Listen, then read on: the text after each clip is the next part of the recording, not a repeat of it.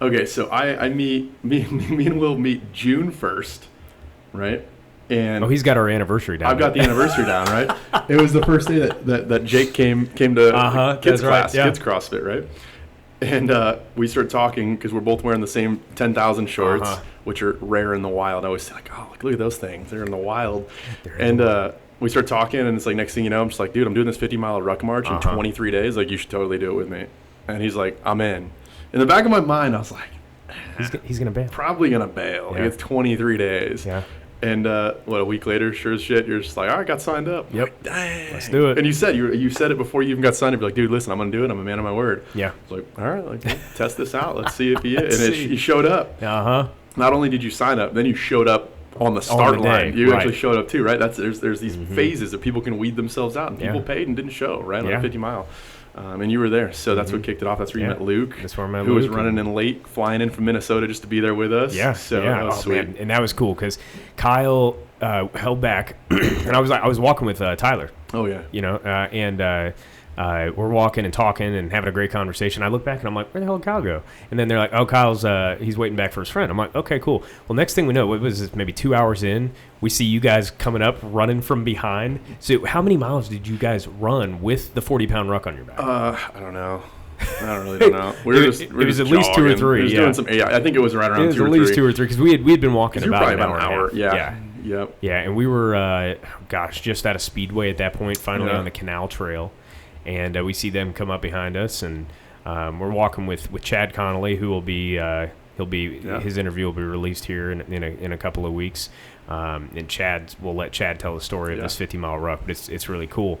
And then really I feel like that's where we there's a bond built there, right? Through everybody in that, Luke and you, me, Chad, some of the other dudes that were on that trip as well, because that's suffering, man, and it's suffering by choice. Like we got to mile 15. After that first break, we sat down and ate some pizza. Poor Tyler, man, crammed down 5 pieces of pizza. I ate 2 pieces of pizza, right? So we get refueled, right? If everybody listening, you get refueled up. High calories, you need a lot of food. We'd already chugged down all the electrolytes we had in our bag at that point. You're refilling at 10 miles. Because you got to stay ahead of the fatigue and ahead of that curve, right? So it's like the pizza was so good because it was probably, I don't know, 8, 9 o'clock at night or so. It was dark. Then. It was dark. Yeah, so probably 10.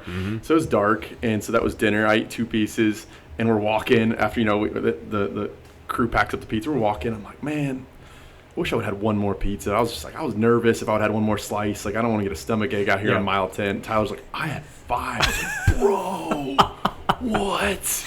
And then just a couple miles later, he's like, I don't feel so good. Bending over. Man, poor Tyler.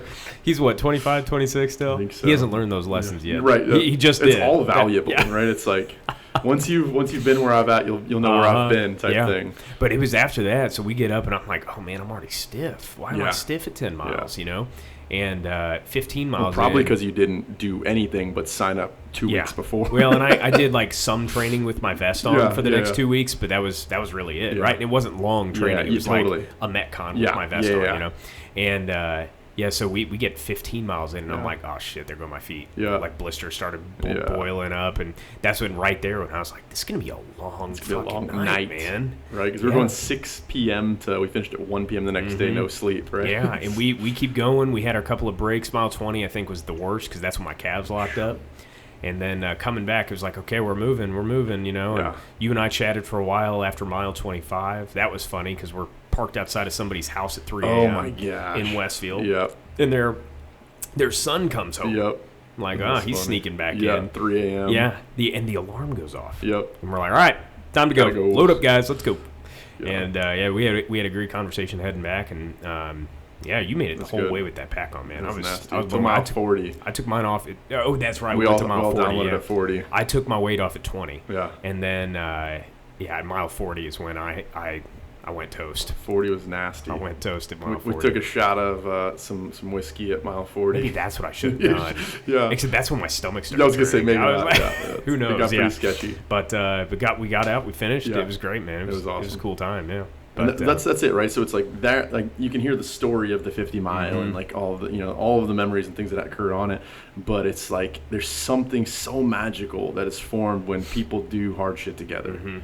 and it doesn't matter if you're a guy or a girl, but it's like from speaking from the lens of a man, it's like that's all I can speak of, and it's like how many thousands of years ago, it's like we proved ourselves as men through hunting, through fighting, through wars against other tribes or whatever, family, right? Exactly, and it's like we've lost that through the ages of society. It's like we don't have to do any of that anymore, and so therefore you don't have to ever prove yourself.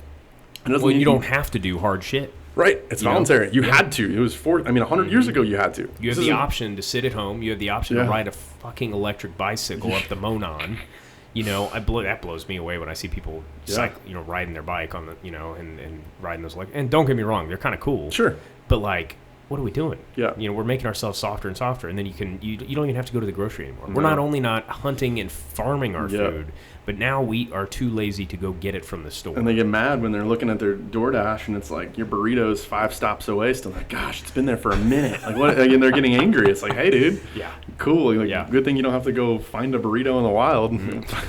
Yeah, you wouldn't. I don't know where those grow.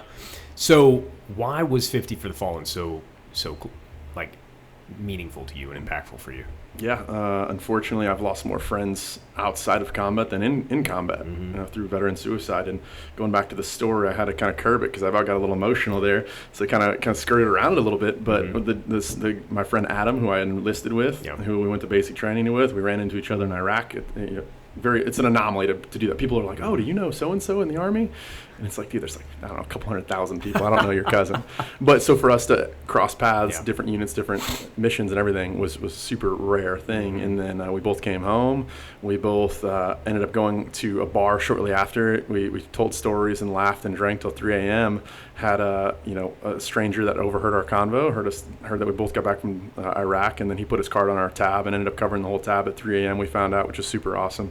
That's cool. And then shortly after that, Adam took his life. No one had a clue. No one saw it coming. So that was like the first iteration of losing a friend, and I've lost several others since then. So when I saw the opportunity of 50 for Fallen, I saw what Chad was doing in several different big cities and states, and I couldn't make any of those events. I just reached out to him on Instagram, said, hey, dude, I want to bring this to Indy. Is there anything I can do to help make that happen? I'm your source, boots on the ground. Give me a shout. Yeah. And he's like, let's do it. Call me. Yeah. And then what was that, 3 months later? 70 days later, here we were making it happen. Rocking down the Monon. Yeah. There are prettier places to do this. Maybe next time we go to Colorado for that. Colorado would be good. Although for the first one, that would have been awful. Yeah. Going uphill like that. Elevation, yeah. Well, and we're going to have to even plan out, the next adventure next year. Yep. That 80-mile paddleboard. We're paddling. We're coming for it. I want to do it, man.